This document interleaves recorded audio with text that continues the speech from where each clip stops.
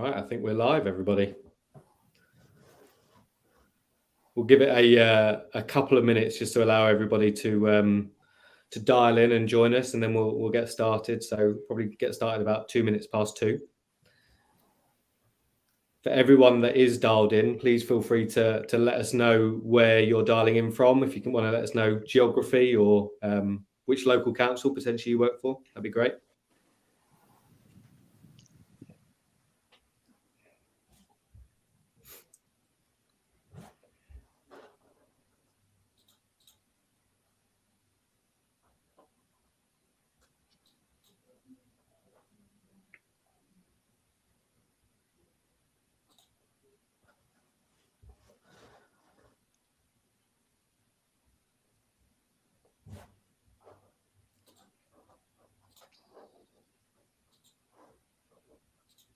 I think everyone's quite quiet today.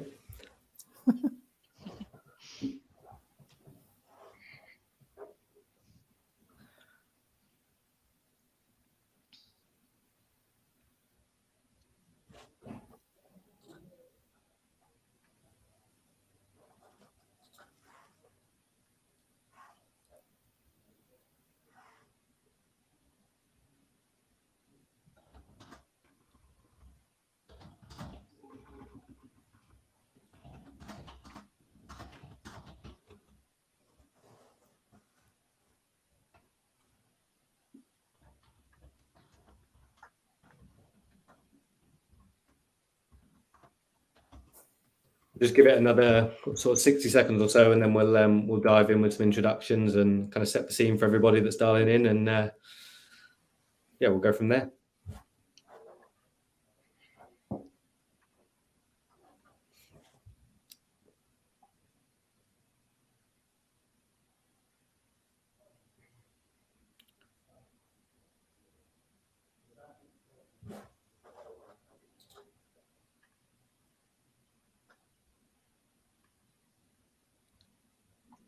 Looks like there might be some technical issues as well, so we just let everybody get onto the YouTube link.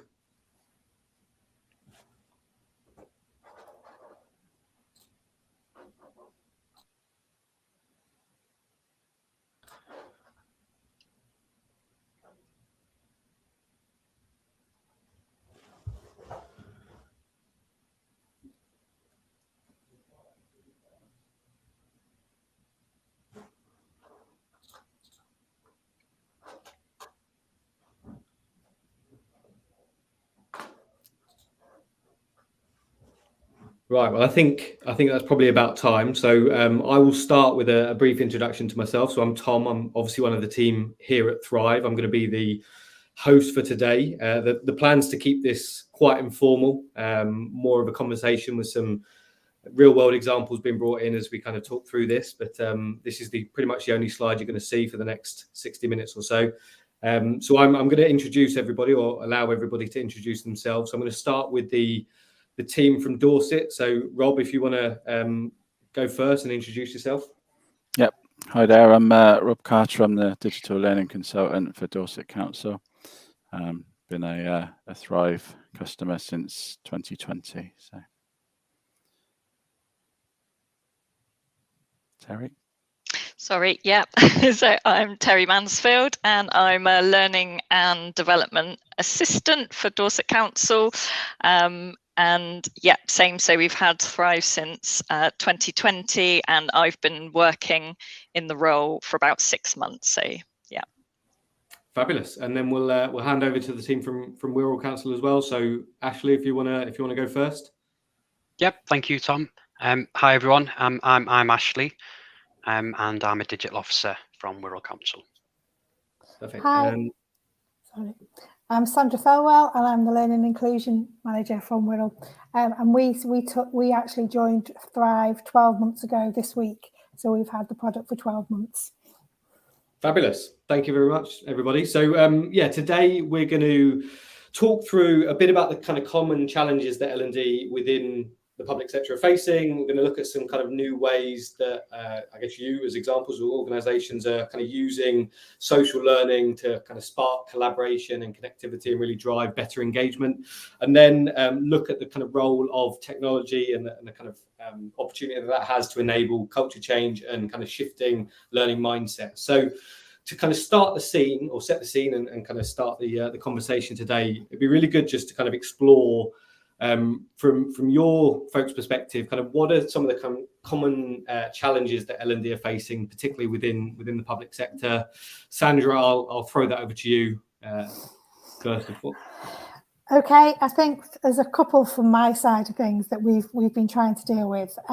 So the first one is the diverse workforce of Wirral. Obviously, we're ranging from people who work in our parks and gardens, in our leisure centres, to social workers, to trading standards, adult social care. So a huge array of services and differing needs, and some of which are statutory duties. So they need to have compliance. So that's one challenge in having a system that can cater for all those different needs in the way that they need to access it. And then I think the other challenge for us was budgets. I'm sure everybody knows in public sector, budgets are constantly being driven down, trying to get best value for money. And obviously we needed a product, and we needed to provide learning in a way that was accessible, but, a good quality learning to everybody, and not too costly. And that was why we were looking at this product, really. I won't steal everybody else's thunder. just to kind of touch on that, I think one of the things that's really interesting for those that are dialed in that maybe aren't familiar with the kind of complexities and challenges within local government is just how diverse an audience you have. I think in terms of those different services and the different kind of remits and roles and responsibilities is arguably kind of surprisingly complex when you compare to I guess a more corporate setting that's quite traditional, quite structured, and quite expected. I think when you look at local government, it's actually quite surprising. Rob, Terry, I guess anything from your experience within Dorset, imagine it's quite similar, but anything you would add to that? Yeah, I think Sandra summed it up really well. It's exactly the same position for us. We've got 400 or thereabouts different services under Dorset Council, all with very different needs and abilities, technical abilities, and access points, really. So it is quite complex, but we're getting there with it.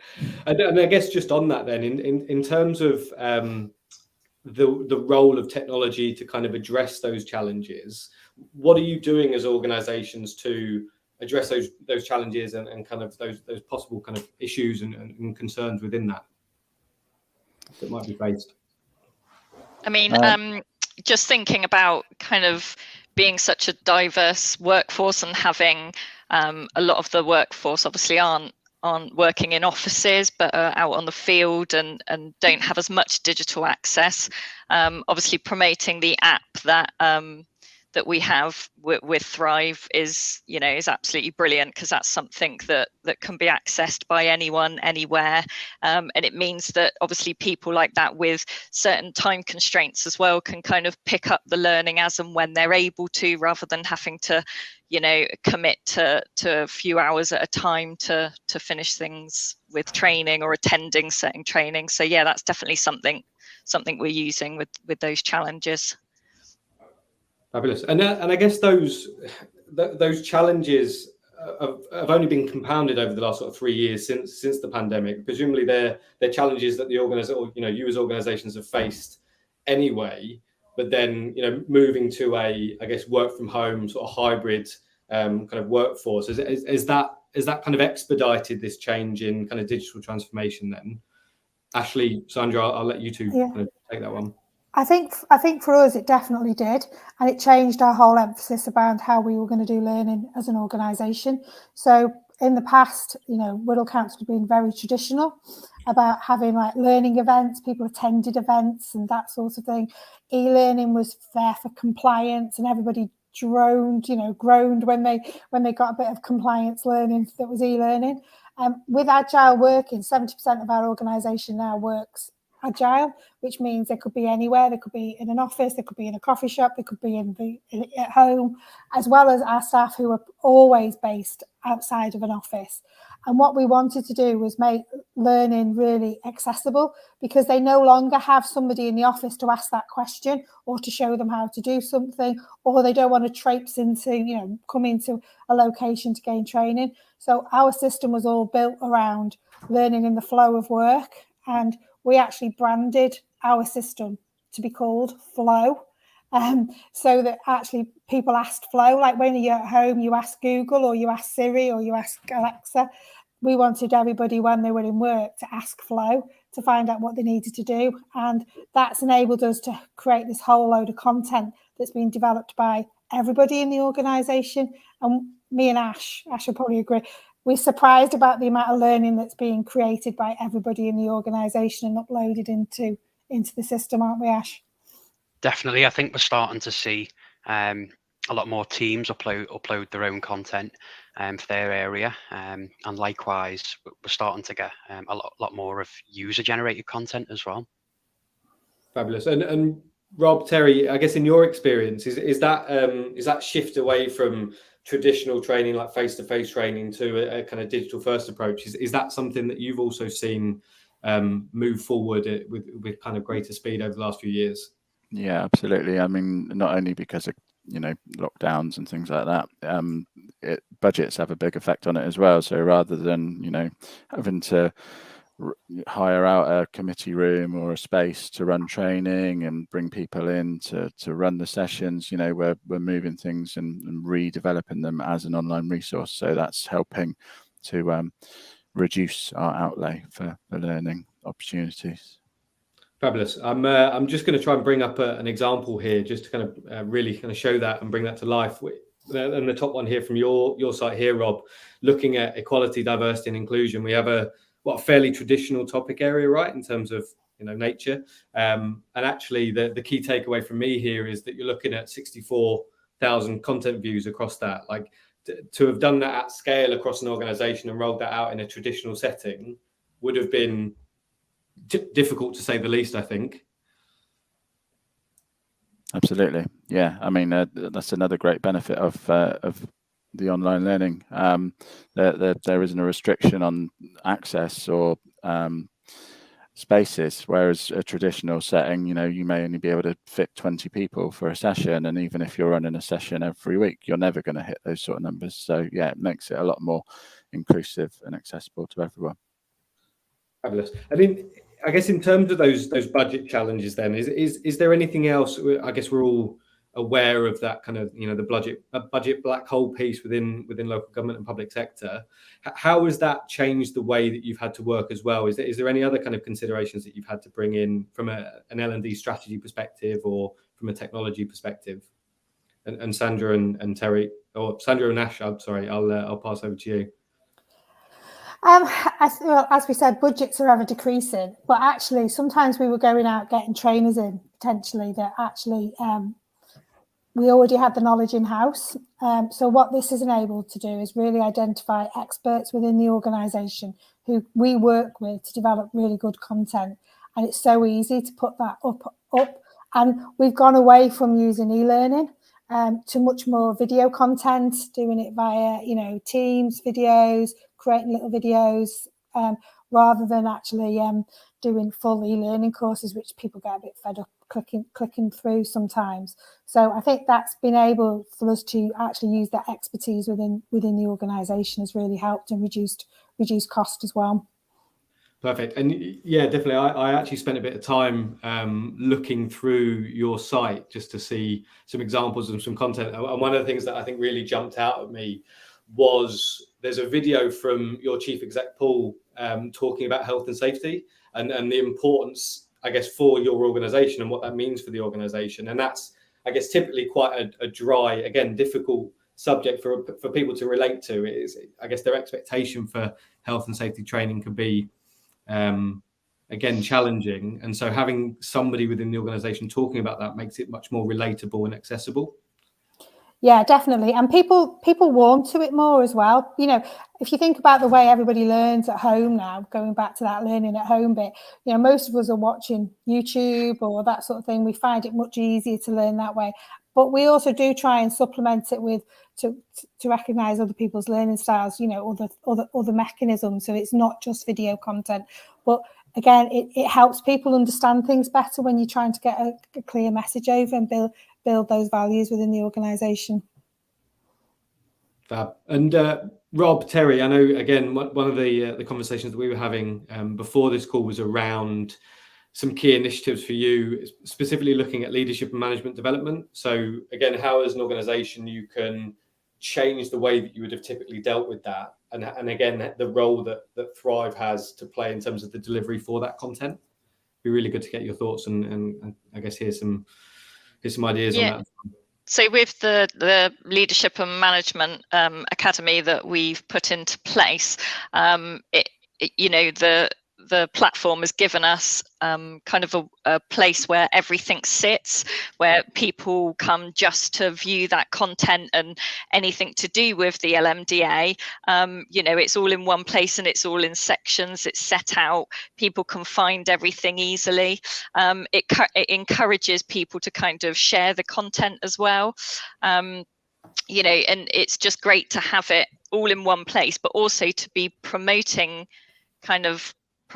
managers to use the tool so that they're then promoting it to their teams and their staff. It's kind of getting that wider engagement going. But it's, you know, it's just been a great place to kind of set that up and have it in one place where people are always coming to find that content.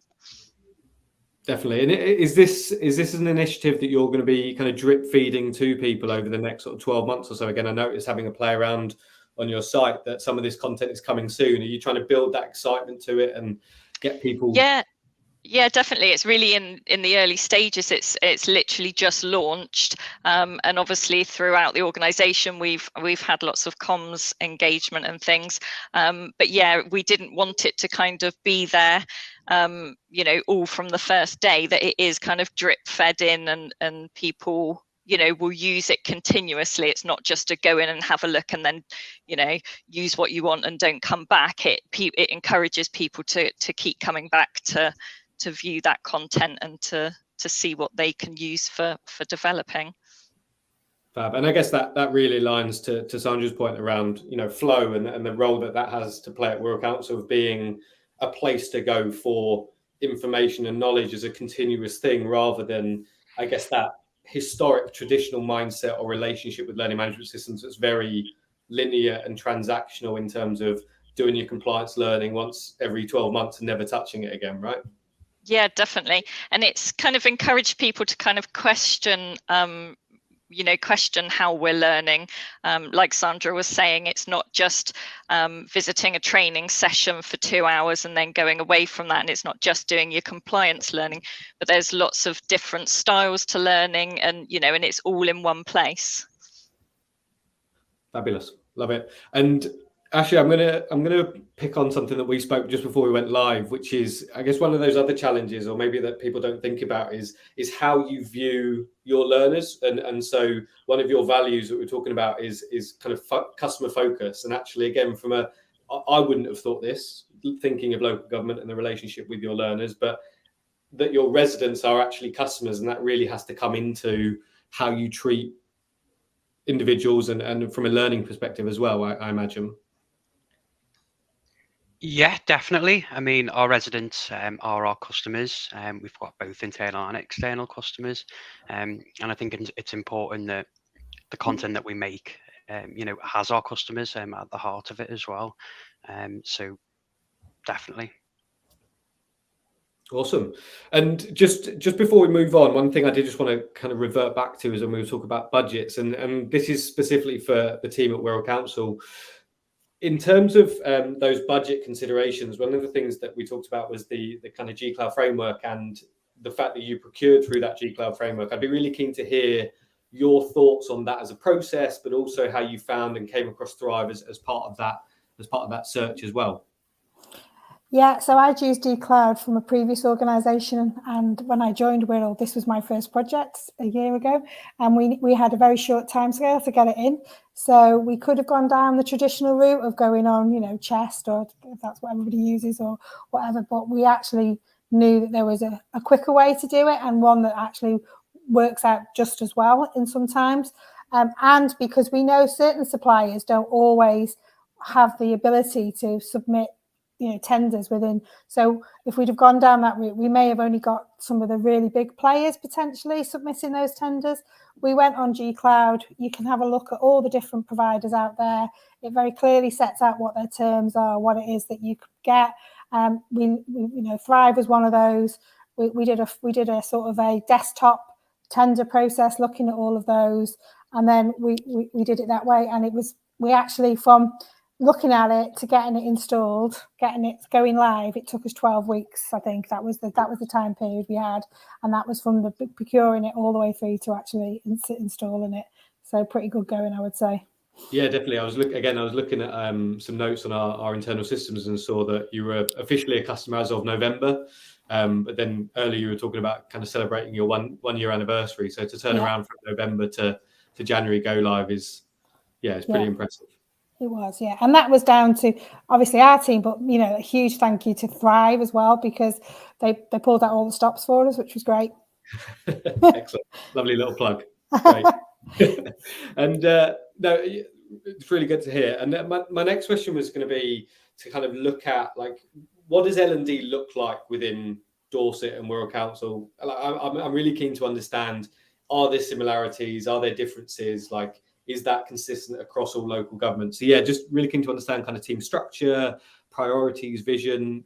Rob, I'll hand over to you first. Throw you on under the bus there. Yeah, L&D for Dorset Council is quite limited, I would say, in terms of team sizes. You know, we're a small core team. I think there's, you know, 6 or 7 of us, and we within that, you know, it's mainly myself and Terry that look after the digital side of it. So there's only a couple of us really keeping on top of the platform itself. But you know, it's possible. You don't need a huge team to run a Thrive platform, for sure. It'd be great if we did have a huge team, because we could do so much more with it. But yeah, predominantly we still have, you know, consultants that are more involved in the traditional L&D, live learning and engagement and things like that. And we've also got a couple of embedded L&D teams within our adults and children's services. But yeah, it's not a huge department at all. Sandra, is that consistent? Is that similar for you? Yeah, very, very similar.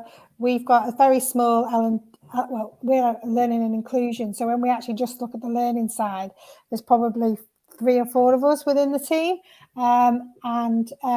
Then some of that we have people in our social care teams, and some of our more specific teams who we have a trainer in there, or a senior practice lead or whatever.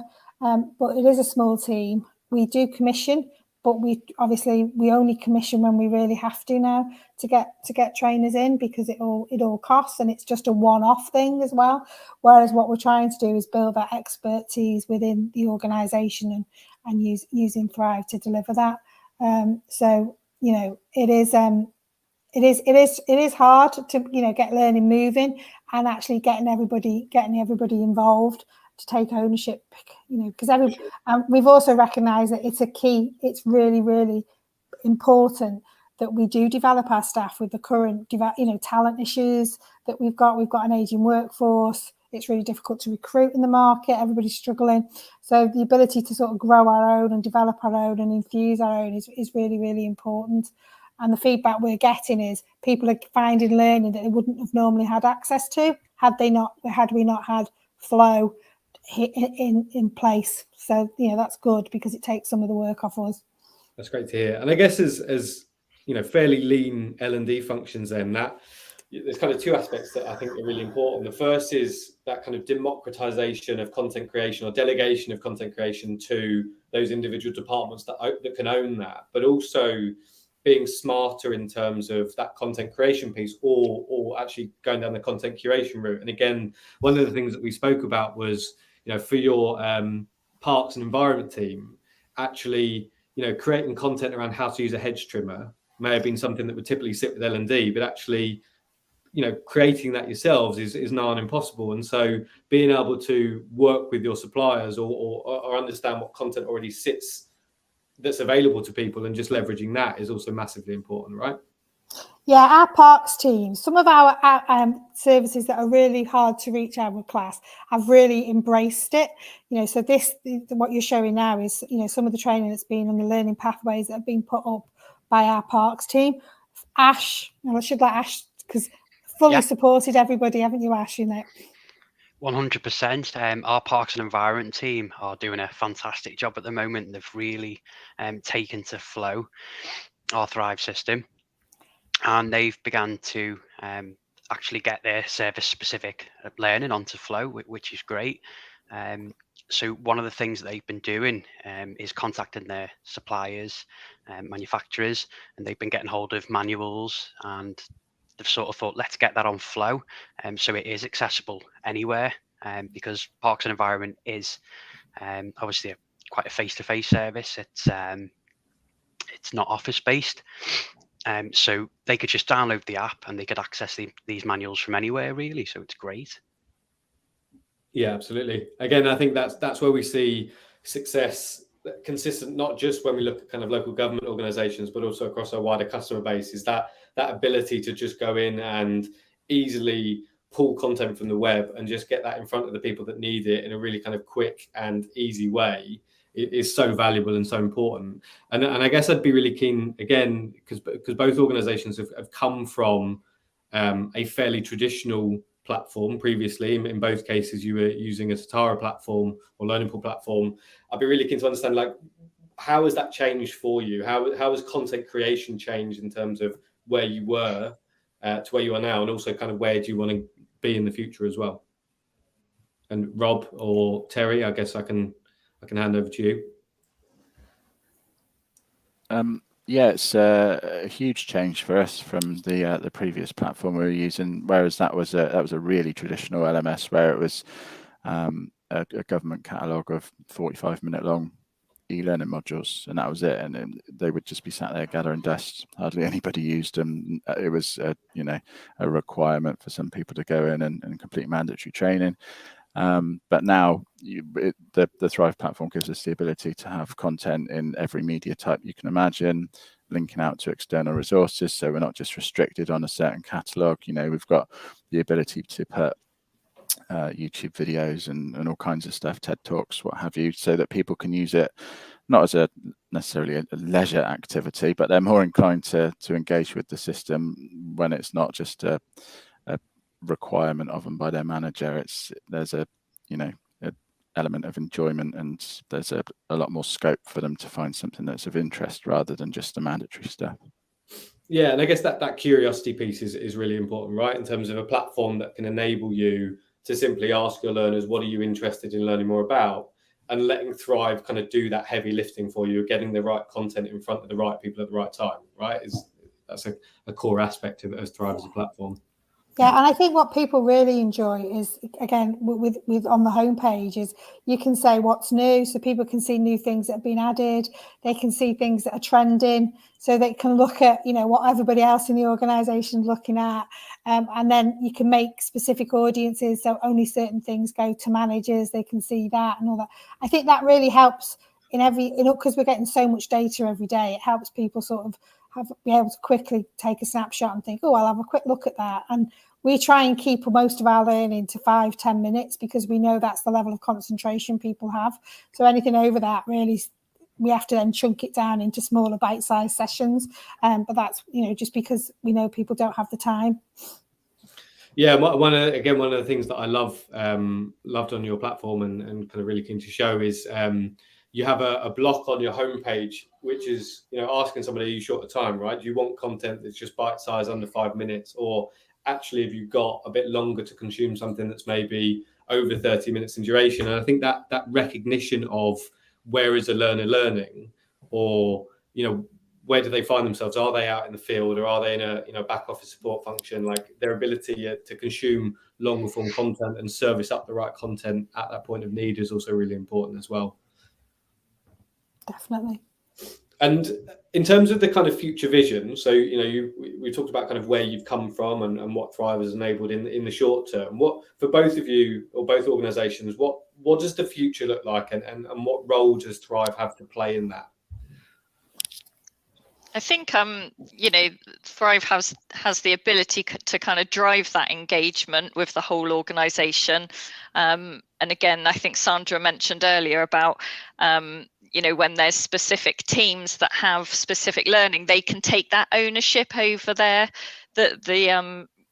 content that's on there for their service, rather than it just being kind of a core L&D thing that we put on there, or we choose for them to be looking at.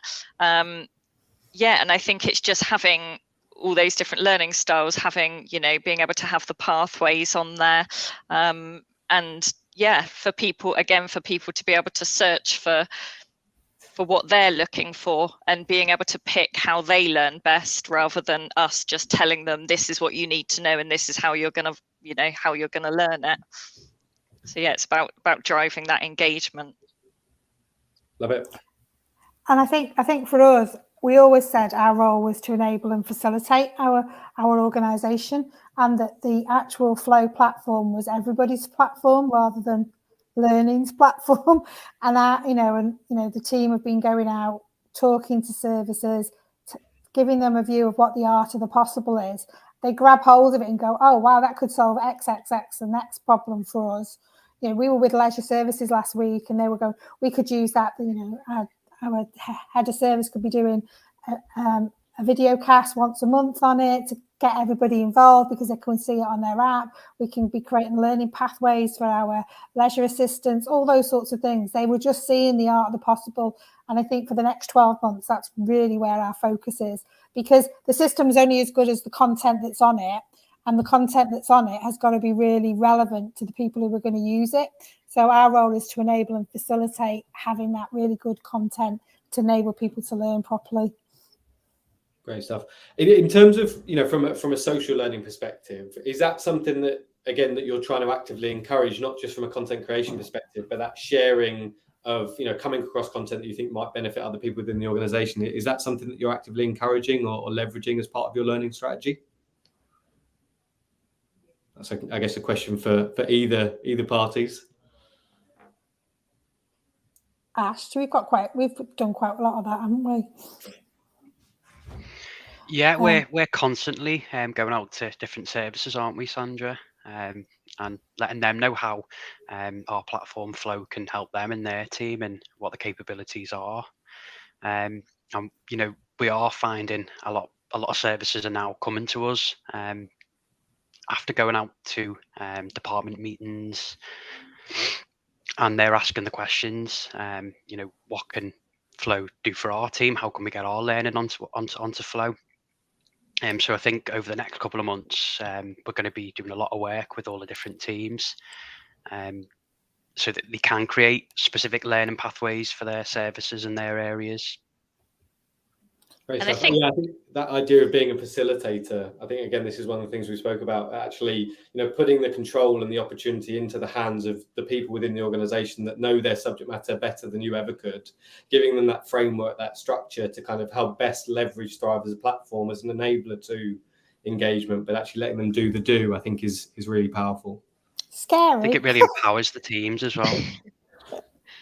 I was just going to say on the kind of social aspect of the platform, it's not, maybe not something that happened straight away, but people are now, you can see people are liking and sharing content. People are commenting on the pages with feedback, or whether they thought it was good training, or whether there was something that they didn't quite agree with.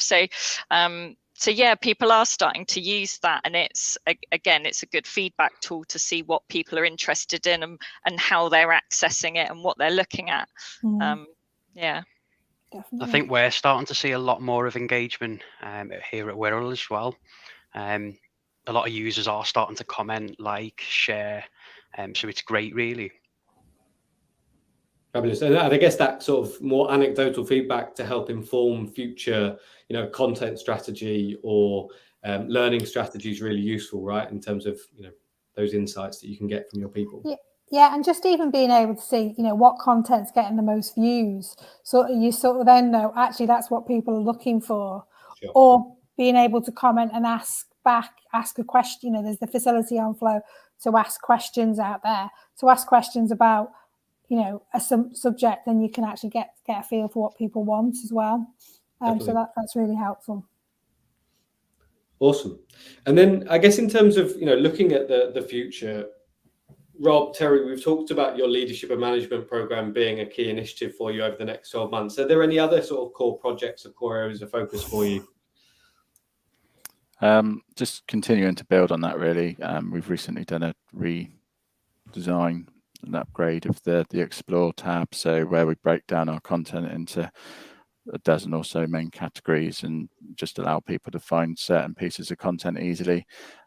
Just building on that, really, making it a bit more logical and lined up with the service and the council overall, and just continuing to drive the engagement, let people know the possibilities, and assisting different departments with their learning needs, and continuing to add new content, really.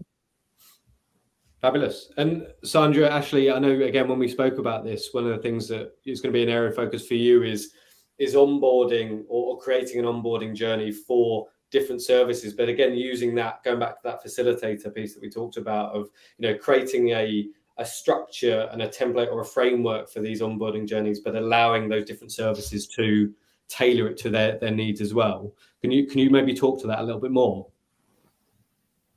So we've created a corporate onboarding system. So on day one, they already receive an invite to join Flow. So they're straight away into it. And then within that, there's a whole learning pathway of content, and that content could be learning videos, compliance learning, as well as attending events, etc., checklists that they go through over the sort of 3-month period. And then obviously their manager will be able to see how they're progressing as well as we can, but they can also see how well they progress. And that's gone down really well. It's created a process for people to actually feel that they're going through something, because it was a little bit ad hoc before. It didn't really fit together, whereas this now it all sort of flows nicely. The next bit is, okay, so we've now got the corporate one. There needs to be a service specific one. So that's the other bit that we're doing within our services around service specific. And the other thing we're looking at is goals as well, because we recognise that when you start to get service specific, actually it's about how you use the goals and skills element of Thrive to start setting goals as part of their sort of check-ins and appraisal process, really.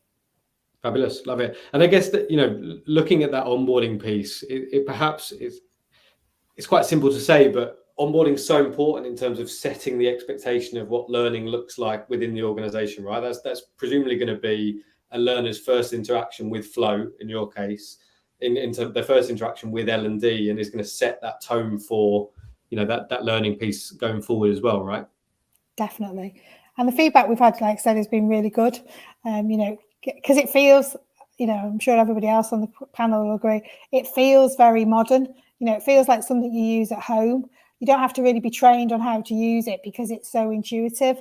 So people can just get on it straight away. We have got some learning, part of the onboarding shows them how to use it, but actually people can just start using it quite quickly.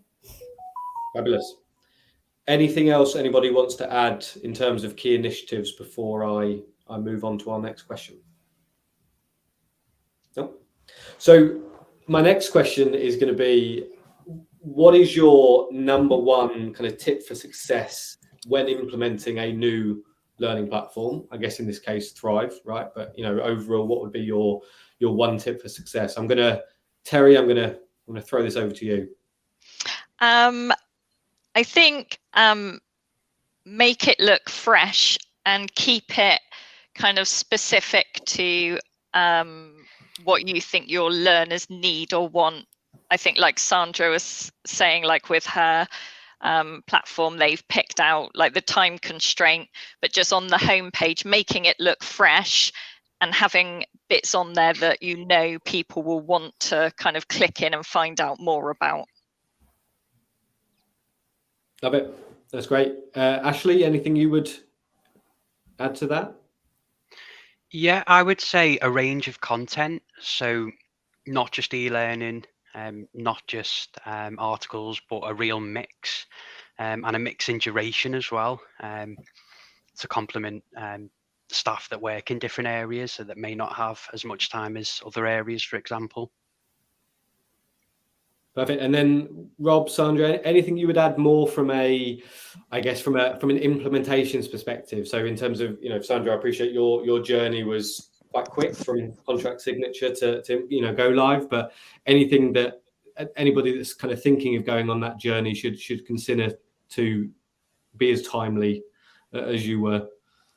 I think, I mean, for us, one top tip I would give is make sure that you bring all of the elements of your entire, like digital ecosystem together to make sure that they're all lined up and ready to communicate and speak to each other. Because it's, once you start digging into it, when you've got HR systems and things like that and account information, especially when there's other big pieces of work going on in the organization, it can cause all kinds of hiccups. So definitely make sure that you've got a good understanding of how things sync up. Yeah, and I would agree on that. We went single sign-on, so that was our biggest hurdle really to get through, was getting our IT teams on board. They were great, but it was just having all that, the system. One of the things that people asked for from the system is they didn't have to remember passwords. So we really wanted to make sure we delivered that at the very beginning, and through single sign-on was really important. But there was a lot of sweat and blood that went through trying to get that to work really. But it does now, and people like it because they don't have to remember those passwords because they automatically come through. And also keeping your hierarchy up to date. So our system talks to our HR system, and it's making sure all those work seamlessly really, because otherwise you get a lot of traffic coming through. And exactly like Terry said, we had a very clear brand and a clear message that we wanted to get over, and we went out and communicated that to all our teams what our story was, because I think we wanted them to get on board with it all, and they did. Fabulous. No, I love that. And then I guess, having looked at, where you've come from, where you are now, Rob, in your case, looking back on that kind of 2-year journey, in terms of the results and output that you're seeing, can you share some insights in terms of kind of how that compares and some, I guess, some core stats that you're kind of pulling out and measuring those results? Yeah, one of the biggest ones is just the mandatory training completion rates. They were abysmal before we moved on to the Thrive platform. They're hundreds of % better than they used to be, and that's a real focus for the organization now. They want everybody to be up to date with their core assignments for things like data protection and the basic health and safety resources. So that's a big one for us, and just a general engagement. As I said before, the previous platform was an optional resource that the occasional person might have a look at every once in a while. Now it's the most well-used platform we've got. I think I'm right in saying, it's almost a daily habit that people have got into to have a look at the Learning Hub, see what's new, make sure they're up to date with their compliance training. So it's really well used, and it's a very useful tool for the organisation overall. Fabulous. And Sandra, obviously you're only a year in, but I guess again, it'd be great to hear how your experiences compares to that in terms of, again, looking at kind of the analytics and the insights, going back to that kind of consumption piece in terms of the behaviors and the views and likes, and how that's kind of measuring up and comparing as well. Yeah, so we've noticed over the last 3 months that's an area that's really started to rise, our engagement scores, and I think that's down to us now having really good content on there, content that people want to access, and I would concur with what Rob said. One of our big focus areas was compliance learning, and the ability to make sure people did it, because sometimes with the way it was set up in the past, everybody was made to do certain learning, but actually not everybody needed to do it. Whereas now we can do that through more audience-driven approaches, which is good, because then you are getting a true figure of what your compliance is. So the compliance, I know, for our senior managers has been really important, and the ability for managers to be able to see what they're doing rather than asking us for reports on it all the time. So that ability to have that view all the time has helped. And do you think, having a platform like Thrive that offers more to end users in terms of putting it in their hands, in terms of content creation, giving them the ability to kind of personalize learning recommendations, do you think that that's had a direct correlation in terms of driving that overall kind of consumption of the mandatory stuff? Because that always feels like, and maybe this is my lack of experience of working with an L&D function, but that always feels like the part that's the easiest to do, right? Just getting people to do the mandatory stuff, and getting the additional engagement seems like that next step. But actually it feels the other way, that by having a platform that is more tailored to an individual has led to a greater consumption or completion rates in terms of the mandatory piece. Would that be fair? I think part of them, I agree, they're coming into the site more often. So because we have it as their top task, in a sense, their assigned learning, they can't get away with not seeing it. And their managers can see it. But I think because they're coming into the site more often, they're getting into this, the swing of it, really. That's what I would say. I don't know about anybody else. Yeah, I think that's exactly right. I mean, one supports the other, If you're going to the site anyway to just engage with the general content, that you're going to see your assignments. So yeah, it all helps. Fabulous. I'm mindful of where we're at for time, and that was kind of all of the questions I had for the panel today. I'm going to see, slightly mindful of the technical challenges from a LinkedIn perspective, but does anybody who's dialed in today have any questions that they'd like to ask the panel? Anything that you'd like to explore in a bit more detail? And whilst we're waiting for those questions to come through, I'm going to just pass back to the panel again, just to see if there's anything that they would want to add that we haven't really talked about in terms of the experience of maybe working with Thrive over the last 12 to 2 years in either case. I think one thing we had talked about before was the campaigns that you can put onto the platform, like how great they are for for promoting things and getting engagement. And it's not something we use all the time. We do try to use it sparingly. But obviously for things coming up like National Apprenticeship Week and Learning at Work Week and things like that, we can really promote it on the homepage and bring all the content into one place for people to look at. And once that campaign starts, it sends an email out to all our users, and you can instantly see what a difference that makes. That we've suddenly got lots of sign-ups for certain events, or people clicking into content, and so things like that really work and have really helped. Yeah. And we use campaigns quite a lot, don't we, Ash, in a sense of trying to raise awareness, especially around some of our key things like wellbeing, equality, diversity, trying to pick something that's to Stress Awareness Week and things like that, where there's learning that underpins it. I think they're really valuable, aren't they? Because it sort of helps people be guided to content that's relevant. Great stuff. Definitely. I think the notifications are fantastic as well, on the back of what Terry said about the campaigns. You're on a campaign and it'll notify upon the campaign going live, and likewise with assigned learning too. So anything that you do assign, everyone's notified by your email, and it really pushes the traffic straight to our system. Yeah, I love that.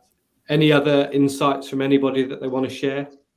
I suppose similar to that, the dashboard with the engagement statistics and just the general analytics that are available to you. It's just a great tool to get some valuable insights and see what's working, what isn't working. We're hoping to use it more going forward, especially with our new leadership and management area, just to be able to report back and demonstrate the value of it and see whether what we're doing is the correct route to take, really. Yeah, definitely. Yeah. I think to that point, Rob, the compliance piece and ensuring that across the business we're doing what we need to do is really important. But those additional insights where you can start to understand, how your learners engage with the platform, when are they most frequently logging in, what types of content are they engaging with, to really, inform future learning strategy, future engagement strategy, future content strategy, like all of that sort of stuff is really valuable. And I think it's really refreshing to hear that across local government, we're seeing more and more of that. And again, Sandra, we spoke about this around your data intelligence team within the council. I can't remember the exact title that they have. Yeah, an intelligence team. Yeah, we're just getting a Power BI link so that we can then interrogate that data much better, really, and help us with understanding that insight. Amazing. That's really exciting. And I think that's where we want to see L&D get to, right? Irrespective of whether that's within local government, that's across the board. Now that L&D has that seat at the table, being able to evidence impact and change across the organisation is really important. So no, that's really exciting. I'm mindful, that there are some technical issues, so we are going to have to skip the questions. So if anybody does have any questions, they can reach out to any of the panel, I'm sure, via LinkedIn, or reach out to Thrive, and we can direct you to the relevant people and put you in touch if you want to speak to any of the panel. But what we do have, and I will just share my screen, is some upcoming events. So anybody that is dialed in, feel free to get your phone out and scan the QR code to see what's coming. But as you'll see, on the 9th of February at 2:00, we have a webinar that we're hosting in partnership with Blinkist, where we're going to look at 5 ways that Blinkist and Thrive are bringing consumer learning to the workplace. So I will leave that on the screen for the moment. But whilst I do that, I will also thank everybody. I'll thank Ashley, Rob, Sandra, and Terry for their time today. It's been great to kind of hear your experiences and kind of share those ideas. I'm sure, again, everybody that's dialed in has found that useful. But yeah, if there's any questions or anything that you want to look at in more detail, feel free to reach out to the panel. Thank you. Thank you. Thanks, everybody. It's been an Thanks very much. absolute pleasure.